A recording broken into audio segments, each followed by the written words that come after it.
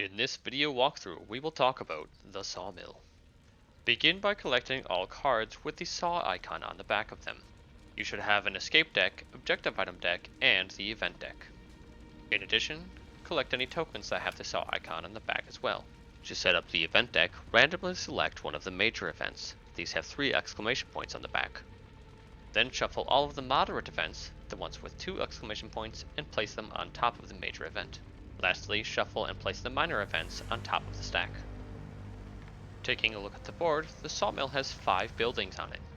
The adversary will hide an evidence inside of each of these buildings.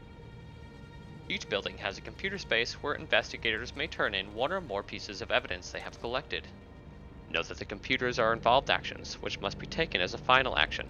This means the investigator cannot use a flashlight, gain a charge, or stamina. For each piece of evidence the investigator turns in, they may take one of the rewards. For example, she could move to the computer, turn in a piece of evidence, and take a cursed item card. In a 4-investigator game, 5 pieces of evidence are required to begin an escape route. The Sawmill has 2 escape routes with 2 variants each. The 2 Power the Gate routes have a lockbox in the top right, while the 2 Fix the Truck cards have a truck icon in the top right. Shuffle the 2 cards for each variant together and randomly choose one, then place them both out on the main board. In this example, the North Gate and Garage escape routes have been selected. Lastly, have the adversary place their unique escape card out as well.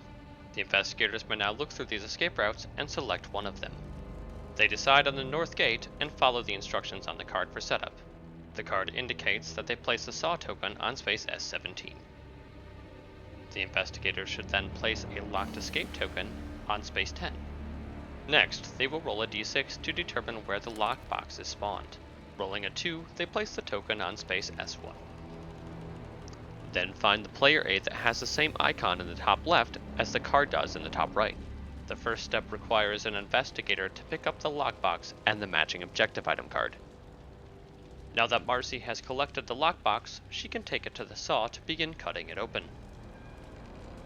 She takes an evolved action to place a supply token on the card. Pushing her luck, she rolls a dice to see if she can place another supply token. If the space is bright, pushing your luck is easier.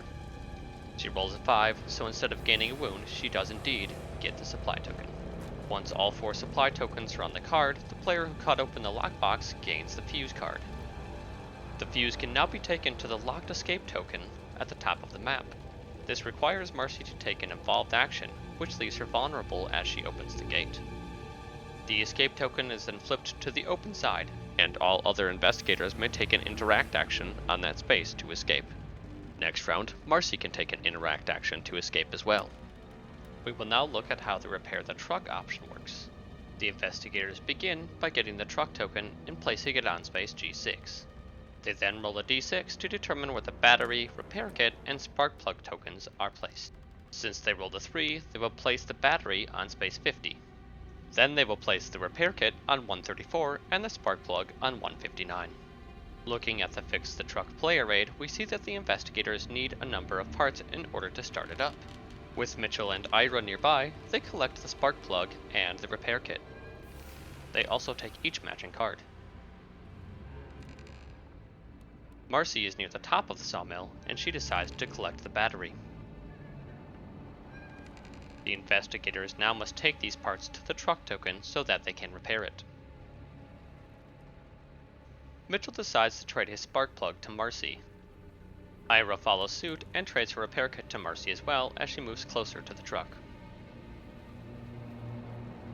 Marcy then moves to the truck token, takes an involved action, and places one of the tokens on the card. At this point, any investigator adjacent to the truck token can attempt to start it by rolling a d6. If one part is installed, they need a 6+ for them to escape, along with any investigator adjacent to the truck. At 2 parts, they only need a 4+. And at 3 parts, the truck automatically starts. All investigators on or adjacent to the truck token escape. They then ram down one of the gates by placing an escape token on space 10 or 306. Any investigator still in the sawmill may now escape from this location. This concludes the rules walkthrough of the sawmill.